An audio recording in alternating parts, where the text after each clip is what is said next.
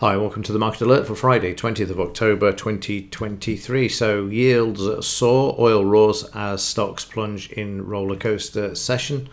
When oil, gold and Bitcoin are a flight to safety, it's about to get bad. I agree with that actually.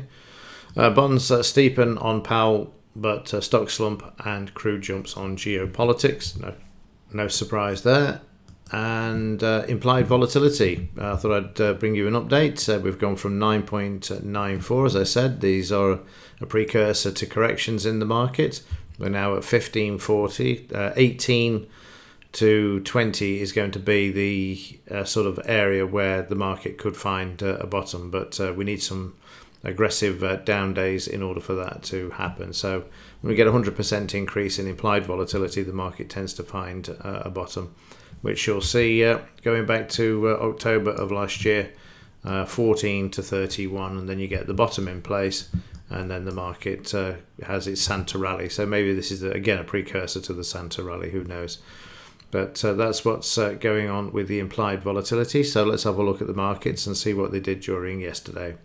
So in the Dow yesterday, another down day. Markets found resistance up here at 34,099, and market starting to move to the downside. Volume also increasing there as well. As can be seen, overnight the markets found support at the 62% retracement and is also back above yesterday's low, but only slightly, which you can see there. A close below the low. We'll see prices move lower. Yesterday, the electronic session was 150 point range. We then expanded this out to 250, as can be seen there. 250 points, nearly 300 points actually. And then you can see how volatile it was there. And once Powell started to speak, the market headed south, sideways overnight, having retested those lows, but now coming back there as well. Just something that I've remembered. Let's have a look at the economic news for today. 7 a.m. retail sales for the UK, and that's it. 2 p.m. FOMC Harker for the third time this week is being wheeled out to talk about the markets. So yeah, back to the Dow, 62% retracement there. The market, as it's Friday, they like to bring the market back on a Friday if they can. Doesn't mean to say they will, but they prefer to have a weekend where there's no stress if the market decides to have a major sell-off on a Friday. In the German DAX, down to 14,945. We've broken the 15,000, but the market's doing its damnedest to try and hold. We've got demand at this level, and again, no surprise there. Very important that they try and hold this market above the 15,000. 15,000 is, just find it, is this line here, if I'm not mistaken. Yeah, this is the 15,000. There's your DP. The market, again, just like the Dow, has retested the low overnight, as can be seen there. Yesterday, very choppy. Very, very choppy. Roller coaster indeed. Up, down, back up, back down, back up, back down. And then, again, relenting and capitulating after Powell spoke at 5 p.m. And in the S&P 500, the market also down at the 62% retracement, just back above the low there, but we're below the 200 MA now in the daily chart, which is interesting. Last time the market broke below this, it soon came back with a bit of a gusto there. Stuck at the 50 bar moving average, that's an E exponential moving average. And the market, like I say, is declining at the moment. It's got to hold 62 and the overnight low. Let's just have a look at the overnight. There's the overnight low there. Market needs to hold. But yesterday, sideways, then volatile. And again, obviously relenting to what Powell said, and down she came.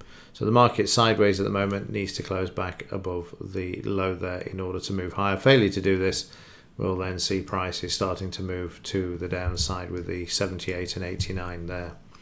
In the FT 100, the market also down, got some demand there, but the market doing its damnedest at the moment to try and hold above yesterday's low. Let's have a look at this in more detail. Again, you can see we had a bit of a sell-off there yesterday, market coming back, then back down, then back up, and then down to the low overnight there. So the market currently sitting at the low, and has gone back up, but it's actually going to retest this as we can see already. So if it breaks the low, then we will continue to move down again in this 78-89% range. In the US dollar, sideways at the moment, and yesterday, obviously this is not doing it. I mean, gold's doing fine, but silver's making no progress, again being suppressed. So let's have a look at that. We're still back above that 20 bar moving average as well. You notice that's how it's holding the market at the moment. You need is a big break to the downside for the dollar to move lower. And finally, in the metal, silver stuck in a sideways range. I've still pessimistic about this. It's going to get monkey hammered at some point, and I'll show you why in a second. So yesterday, this is once again the London fix crushed to the downside. Overnight the market's been up, but also now back down towards the DP. And the reason I say that, just have a look at this, just look at the move in silver there, up to 89% retracement, and take a look at gold, move up to the upside. Geopolitical events, of course, as along with the oil price as well, which we saw earlier in the headlines. So gold continuing to move higher, and of course this is impacting on the gold-silver ratio, which we'll look at in just a moment. But compared to the volatility in silver, which is a volatile metal, granted, but you can see how the gold market's being given the free rein to move to the upside, and also at yesterday's high. Compare this and contrast it with silver, nowhere near the previous day's high, but again, just in the 30-minute chart, we've already come off yesterday's high, whereas gold is trading above. So in the gold-silver ratio, no surprise to see this moving back to the upside, and as I've said before, I would expect this to go back up to the 90 range and beyond. Okay, that's it for this one. We're heading into the weekend, so have a great weekend, and let's see what the market does today with the way the world's unfolding at the moment. Never a dull moment for sure. Okay, that's it for this one. As ever, thanks for watching. See you in the next one.